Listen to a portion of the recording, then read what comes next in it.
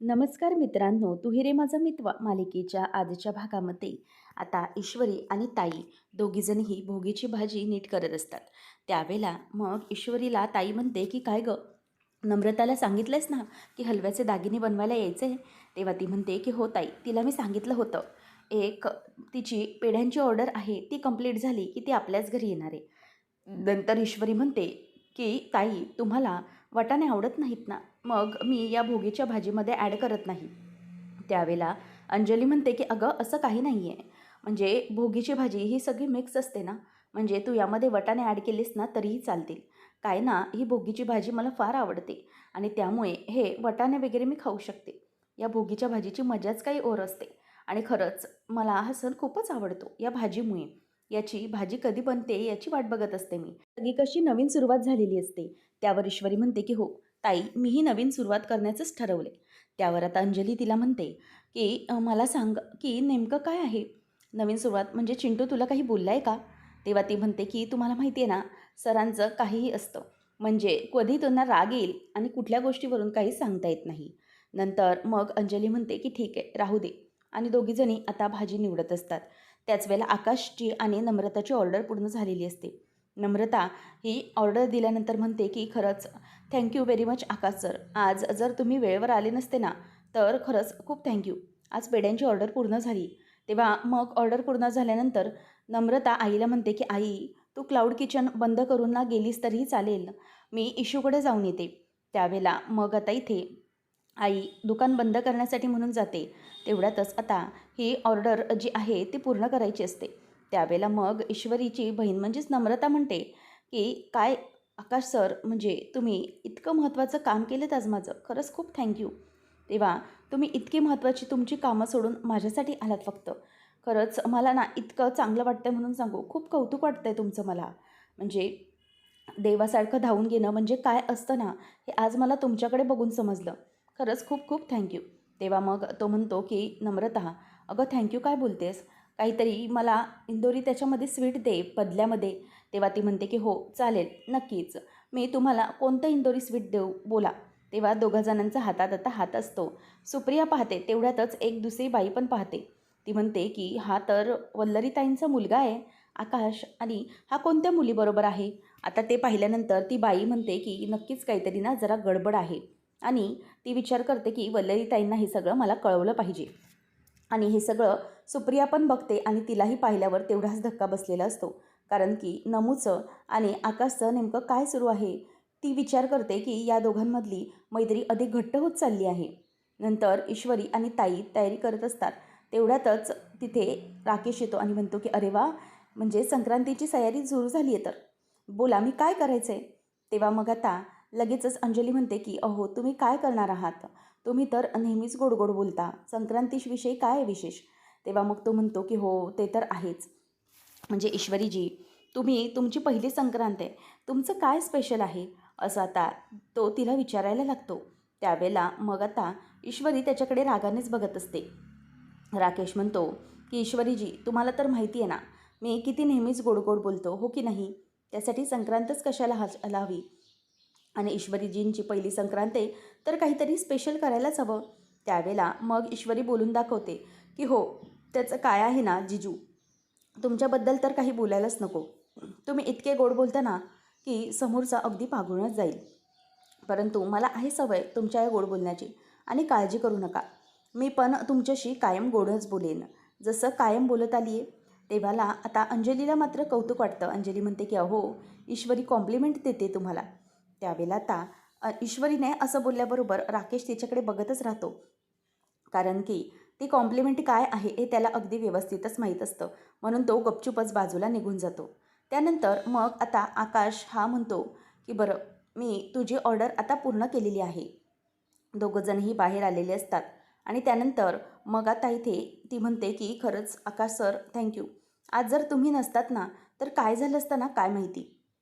म्हणजे मला एक कळत नाही, तुम्ही इतके मोठे आहात, म्हणजे जगातल्या टॉप बिझनेसमॅन कंपनीमधल्यापैकी तुम्ही एक आहात. पण तुम्ही कुठलाही विचार न करता माझ्यासाठी प्रत्येक वेळेला मदतीसाठी धावून येता.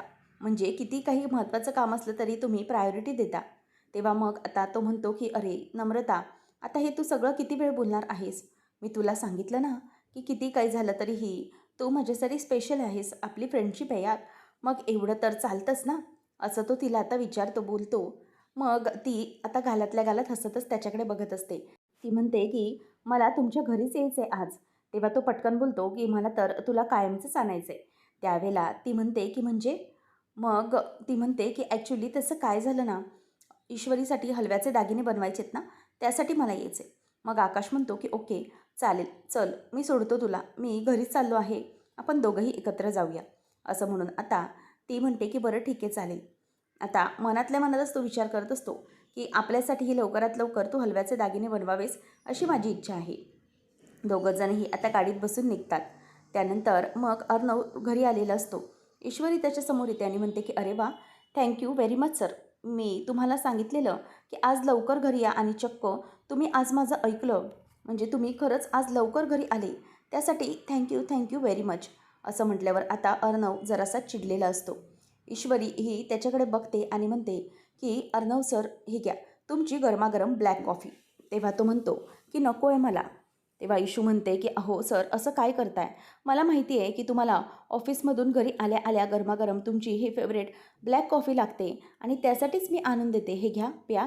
त्यावेळेला मग तो म्हणायला लागतो की नको आहे मला, मी तुला सांगितलं ना, मला तुझ्या हातून काहीही नको आहे. ईश्वरी म्हणते की अहो सर, असं काय करता? तुम्ही जोपर्यंत ही कॉफी पिणार नाही ना, तोपर्यंत मी असाच तुमच्यासमोर हा मग धरून उभी राहणार आहे. त्यावेळेला तो म्हणतो की तुझं हे जे काही चाललं आहे ना, ते मला अजिबातच वर्क करणार नाही, समजलं ना? काही झालं तरीही ही ब्लॅक कॉफी मी पिणार नाहीच आहे. तेव्हा ईश्वरी म्हणते की अहो सर, मला माहिती आहे तुम्ही प्याल म्हणून, अजिबात काळजी करू नका. त्यावेळेला मग आता त्यावर अर्णव म्हणायला लागतो की ईश्वरी, मला हे सगळं नको आहे, तुला किती वेळ सांगितलं तरी कळत नाही आहे का?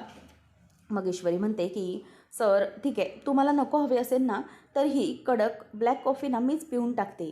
म्हणजे कसं आहे ना, मला लहानपणापासून शिकवलं आहे की अन्नाचा अपमान करायचा नाही, आणि ही कॉफी म्हणजेच अन्न देखील झालं ना.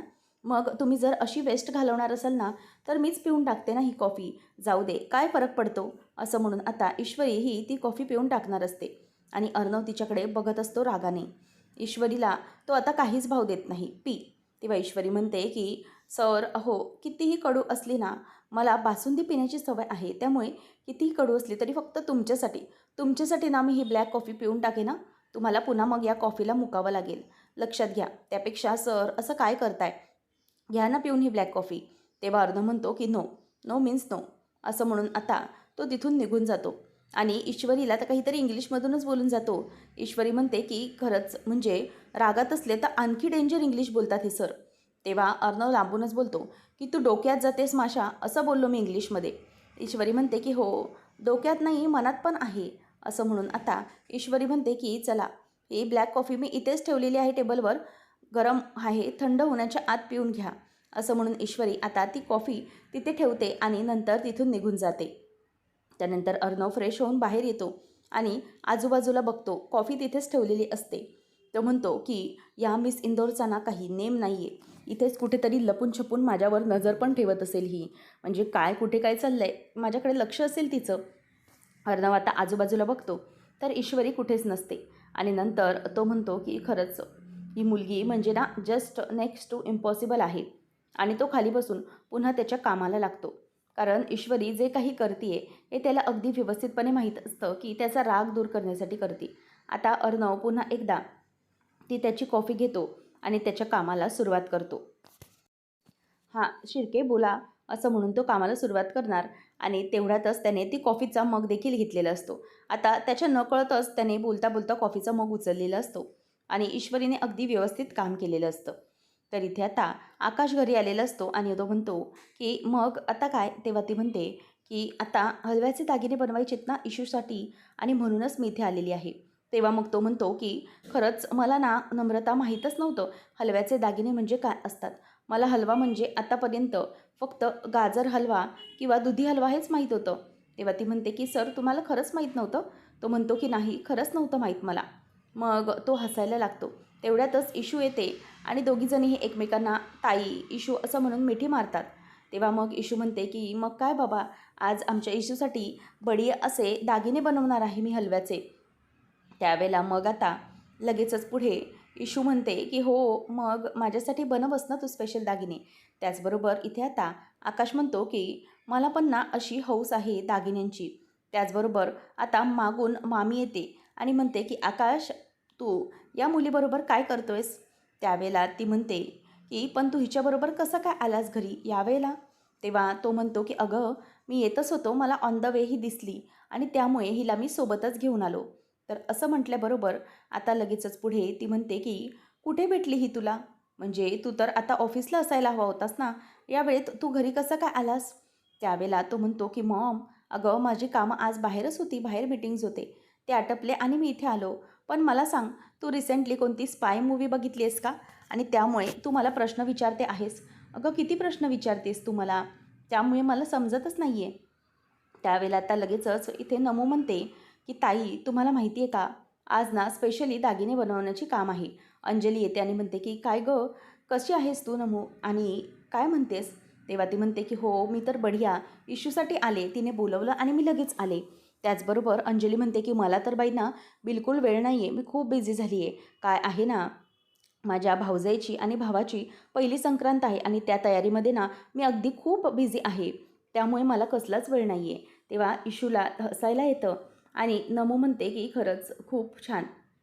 सगळ्यांसाठी मी अगदी बढियासे दागिने बनवते. त्याचबरोबर अंजली म्हणते की हो, म्हणजे मलाही असंच वाटतंय की नम्रता, तू आहे ना असे सगळ्यांसाठी छानपैकी दागिने बनव. म्हणजे ना घरात सगळ्यांनी सेलिब्रेट करूया. घरातल्या प्रत्येक व्यक्तीसाठी छोटं ना छोटं काहीतरी, म्हणजे हलव्याची अंगठी म्हणा किंवा ब्रेसलेट किंवा गळ्यातलं, असं काहीतरी आपण बनवूया. म्हणजे कसं खूप छान वाटेल. तेव्हा मग आकाश म्हणतो की हो, माझ्यासाठी बनवशील ना? तेव्हा नमू म्हणते की हो, हो, तुमच्यासाठी पण तर बनवेनच. त्यावेळेला वल्लरी म्हणते की एक मिनिट, काहीच गरज नाही आहे दुसऱ्या कोणासाठी तरी बनवायची. तू ईश्वरी आणि अर्णवचे दागिने बनवायला आली आहेस ना, मग तेच बनव. बाकी कोणासाठीही बनवण्याची ना काहीच गरज नाही आहे. आणि हो, एक गोष्ट आणखी, ते म्हणजे दागिने बनवायला आलीस तर त्याच्याकडेच लक्ष दे हो. आणि ते झाले की काय ना, तिळगुळ घे, थोरा मोठ्यांचा आशीर्वाद घे आणि त्यानंतर ना गेलीस तरीही चालेल. त्यामुळे जास्त फार काही पुढच्या गोष्टी करण्याचा विचार करू नकोस, असं मामी तिला मुद्दामच टोमणा देत असते. त्यावेळेला मग आता इथे ईश्वरी तिला ते फार काही मनावर न घेता हे सगळं बोलत असते. त्यावेळेला नमू खरं तर शांत झालेली असते, परंतु आकाशला ती खूप आवडत असते, हे सगळं स्पष्टच दिसून येत असतं. त्याचबरोबर अंजली म्हणते की चालेल चालेल, एक आपण काम करूया, मस्तपैकी सगळ्यांसाठी एक काही ना काहीतरी दागिना बनवूयाच. म्हणजे कसं आहे ना, सगळ्यांना अगदी छान फील होईल, आजीला पण खूप छान वाटेल. आणि मग नमू म्हणते की हो ताई चालेल, मला ना आता पटापट तयारीचं सामान द्या. तेव्हा ताई म्हणते की हो हो, हलवे वगैरे मी काढूनच ठेवलेले आहेत, चल आपण सुरुवात करूया. त्यावेळेला मग आता ताई आणि इशू आणि नमू तिघीजणीही ते काम करण्यासाठी चाललेले असतात. आता आतमध्ये गेल्यानंतर वल्लरी विचार करते की वा, मला तर माहिती आहे की हे दागिने ना काही झाले तरीही अर्णव घालणार नाही आहे. ही ईश्वरी म्हणे मोठ्या दिमागामध्ये अर्णवसाठी दागिने बनवणार आहे, पण काही झालं तरीही अर्णवसाठीचे जे काही दागिने आहेत ते मी हिला बनवून देणार नाहीच म्हणजे नाहीच. किती वाट लावते ते बघच. आणि मेन म्हणजे अर्णव हिचे हे दागिने घालणार नाही आहे, हे मला अगदी व्यवस्थितपणे माहीत आहे. त्यानंतर आपल्याला पाहायला मिळतं की अर्णव हा त्याचं काम करत असतो. ईश्वरी तेवढ्यातच त्याच्या रूममध्ये येते आणि म्हणते की सर, जरा एक मिनिट तुमचं हे काम बाजूला ठेवाल का? तेव्हा त्याला राग येतो. तो म्हणतो की एक मिनिट, हे सगळं काय चालू आहे? तुला दिसत नाही आहे का की माझं काम सुरू आहे? डिस्टर्ब करू नकोस. तेव्हा ईश्वरी म्हणते की सर, अहो, तुमचं काम महत्त्वाचं आहे ना, तसंच माझंही हेच काम महत्त्वाचं आहे. ॲक्च्युली मला तुमच्यासाठी हे हलव्याचे दागिने बनवायचे आहेत ना, म्हणून मी तुमचं मेजरमेंट घ्यायला आली आहे. आता ती अर्णवच्या गळ्याचं मेजरमेंट घेते आणि नंतर म्हणते की जरा तुमचा हात दाखवा. आता हाताच्या बोटाचं मेजरमेंट घेत असते आणि मग म्हणते की ह्या किती छोटे छोटे आहेत ना बोट तुमचे. खरंच सर, अर्णव सर खूप छान. नंतर मग आता ती हे सगळं करत असताना अर्णवला म्हणते की तुमच्यासाठी ना मी हलव्याचे दागिने बनवते. म्हणजे तसं नमुताई माझ्यासाठी बनवणार आहे, पण मी स्पेशली तुमच्यासाठी बनवत आहे. त्यावेळेला आता अर्णवला राग आलेला असतो. तो खूपच चिडून असं बोलत असतो. तेव्हा मग ईश्वरी म्हणते की सर, काय झालं, कसला विचार करताय तुम्ही? त्यावेळेला अर्णव म्हणतो की एक मिनिट, हे सगळं जे काही आहे ना, ते माझ्यावर अजिबातच चालणार नाही. मग आता ईश्वरी त्यावर म्हणायला लागते की अर्णव सर, तुम्ही असे का बोलत आहात?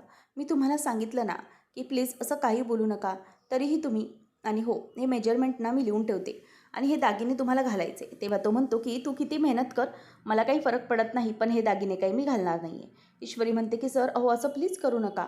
हे दागिने तुम्ही घालणार नाही तर कसं वाटेल मला? त्यामुळे प्लीज असं करूच नका. त्यावेळेला आता अर्णव तिला म्हणतो की हे बघ, किती काही झालं ना तरीही तुझे हे दागिने जे आहेत ना ते मी घालणार नाही आहे. तेव्हा ईश्वरी म्हणते की नक्की? नक्की नाही घालणार? तो म्हणतो की हो, नक्की नाही घालणार आहे मी. त्याबरोबर ती म्हणते की बघा हां, म्हणजे तुमचं मन परत बदलू शकतं. मगाशी तुम्ही मला म्हणालात इथे की ही मला कॉफी नको, पण आता ही कॉफी पण तुम्ही पिणार आहे.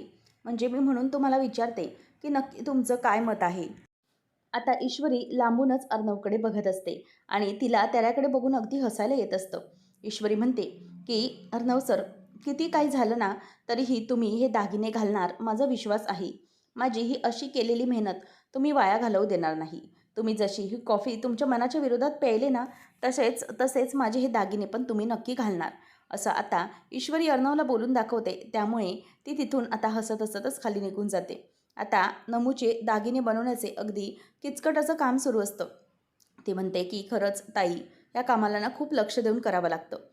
अंजली म्हणते की खरंच नम्रता, इतकं किचकट काम आहे ना, खूप छान करतेस पण तू पटापट केलेस. तेव्हा ईश्वरी म्हणते की ताई, आमच्या इंदोरला पण ना पहिली कोणाची संक्रांत असली की नमुताईच बनवायची दागिने. नंतर मग आता इथे ती म्हणते की खरंच खूप छान बनलेत आणि मी अर्णव सरांचंही बोटाचं वगैरे माप घेऊन आली.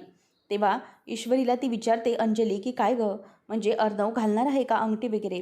काय म्हणाला तो तुला? त्याला सांगितलंस का की तू दागिन्यांसाठी घेतलंयस माप? मग ती म्हणते की हो, मी त्यांना सांगितलं. मला म्हणाले की मी घालणार नाही वगैरे. पण ठीक आहे, काहीच हरकत नाही आहे. मला माहिती आहे, म्हणजे मला विश्वास आहे की अर्णव सर मी बनवलेले हे दागिने आहेत ना, ते नक्कीच घालतील. तेव्हा असं म्हटल्याबरोबर वल्लरीला मात्र मागून ऐकून मजा येत असते की किती काही झालं तरी अर्णव दागिने घालणार नाही. ईश्वरी म्हणते की त्यांचं तसंच आहे. प्रत्येक गोष्टीत म्हणजे सुरुवातीला ते नाही बोलतात, पण नंतर घालतील असा मला विश्वास वाटतोय आता. म्हणजे आता मला वाटतं सरांबद्दल मी खात्री देऊ शकते, असं ती आता बोलून दाखवते. त्यानंतर मग आता इथे मामी ही म्हणते की काही झालं तरीही ह्या दागिन्यांचं आता काय करायचं ना ते मी बघते. ईश्वरीला आता नमू दागिने दाखवते आणि म्हणते की कसे वाटतायत हे दागिने?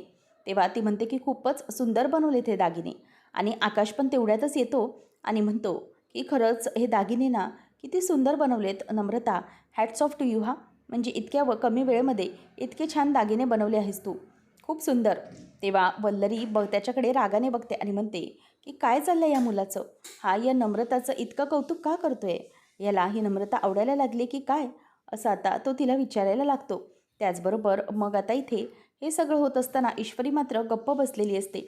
नम्रता तिच्याकडे बघत असते आणि मग त्यावर अंजली म्हणते की इतकेच जर तुला आवडतात आकाश, तर लवकर लग्न कर की आणि मग लवकरच तुझ्या बायकोला सांग ते दागिने आणण्यासाठी. त्यावर तो म्हणतो की काय नम्रता, बनवशील ना दागिने? त्यावर लगेचच आता असं म्हटल्यावर वल्लरी रागाने त्याच्याकडे बघते. मग नंतर तो म्हणतो की अगं, म्हणजे नम्रता तू बनवायला येशील ना दागिने, असं विचारतोय मी तिला तेव्हा. तर हे सगळं होत असताना दागिन्यांची फायनल सगळं काही तयारी होत असते आणि वल्लरी लांबून बघतच म्हणते की बनवा, सगळे दागिने बनवा. पण बघा, त्यानंतर मग आता ईश्वरीने देखील अर्णवसाठी दागिने बनवलेले असतात. ईश्वरी म्हणते की हे बघ ताई, अर्णव सरांसाठी हे दागिने बनवलेत मी. तेव्हा मग ते दागिने पाहून सगळेजण खुश होतात. त्याचबरोबर नमू म्हणते की ईश्वरी, आपण हे आजीला दाखवूया का दागिने? म्हणजे तुझ्या दागिन्यांचं कलर कॉम्बिनेशन वगैरे कसं वाटतंय? आजीला विचारूया ना, जर हवे तर मग तसे चेंज करता येतील. त्यावर ईश्वरी म्हणते की नाही, अगं त्याची काहीच गरज नाही आहे. आजीला ना हे दागिने आवडतील मला माहिती आहे आणि खूप सुंदर बनलेत, तसं त्या काहीच बोलणार नाही आहेत. मग आपण एक काम करूया, हे दागिने इथेच ठेवूया वाळण्यासाठी, आपण आजींची भेट घेऊन येऊया. त्यावर आता लगेचच इशू म्हणते की हो चालेल, आपण ना आजीची पटकन भेट घेऊन येऊया आणि त्यांचा आशीर्वाद पण घेता येईल, असं म्हणून नमू आणि इशू तिथून निघून जातात. त्यानंतर वल्लरी आता हळूच तिथे दागिन्यांजवळ येते आणि म्हणते की काय, या नम्रताने दागिने तयार केले आहेत का? आता बघा, या दागिन्यांची ना मी कशी वाट लावते ते. काही झालं तरीही हे दागिने हे मी असेच आता सोडणार नाही. या दागिन्यांची आता मी पुरेपूर वाटच लावणार आहे, असं मामी मनातल्या मनातच आता बोलत असते. आणि त्यामुळे हे सगळं होत असताना आता मामीच्या मनात विचार येत असतात की किती काही झालं ना तरीही या दागिन्यांची आता बघा मी कशी वाट लावते. यांचं संक्रांत सण होऊनच देणार नाही. पुढच्या भागामध्ये आपण पाहणार आहोत की आजी ही ईश्वरीला म्हणते की हे बघ ईश्वरी, तुझी पहिली संक्रांत आहे आणि ही आहे सात्विकाची साडी. आणि सात्विकाने सांगितलं होतं की जेव्हा माझी सून येईल ना तेव्हा तिला ही काळी साडी द्यायची, म्हणजे ही संक्रांतीची साडी ही तू नेसायची अशी आज माझी इच्छा आहे. आणि सात्विकाची इच्छा पूर्ण करण्यासाठी आपल्याला हे करावं लागेल. तेव्हा ईश्वरी आता रूममध्ये येते आणि अर्णव तिला म्हणतो की ती माझ्या आईची साडी आहे, त्यामुळे ती साडी तुला नेसण्याची काही गरज नाही आहे. समजलं? तू काही माझी बायको नाही आहेस, मी तुला मानत नाही आहे, त्यामुळे माझ्या आईची रिस्पॉन्सिबिलिटी तू पूर्ण करण्याचा सवालच येत नाही. त्यामुळे काही झालं तरीही तू ते पूर्ण करू नकोस, असं सरळ आता अर्णव तिला बोलून दाखवतो. आणि त्यामुळे ईश्वरी आता त्याच्याकडे बघत राहते. अर्णव म्हणतो की काही झालं तरीही माझ्या आईची साडीला तू हात लावायचा नाही आणि ती साडी देखील तू नेसायची नाही. तुझा यावर काहीही अधिकार नाही आहे, समजलं? त्यामुळे स्टे अवे, असं आता अर्णव हा ईश्वरीला बोलून दाखवतो. त्यामुळे ईश्वरीला आता खूप वाईट वाटतं, कारण की किती काही झालं तरीही तिच्या मनात अर्णवविषयी खूप प्रेम असतं, परंतु तरीही अर्णव हा तिला ती साडी नेसू नको असं सरळ सांगत असतो. आणि माझ्या आईच्या आठवणींपासून दूर राहा, काहीच गरज नाही आहे तिच्या इच्छा पूर्ण करण्याची. समजलं? तुझ्या इच्छांशी तिच्या इच्छांशी तुझा काहीही संबंध नाही आहे, असं सरळच आता तो तिला बोलतो. नेमकं पुढे काय घडणार पाहणं रंजक ठरेल. अशाच अपडेट्ससाठी चॅनलला सबस्क्राईब करा. धन्यवाद.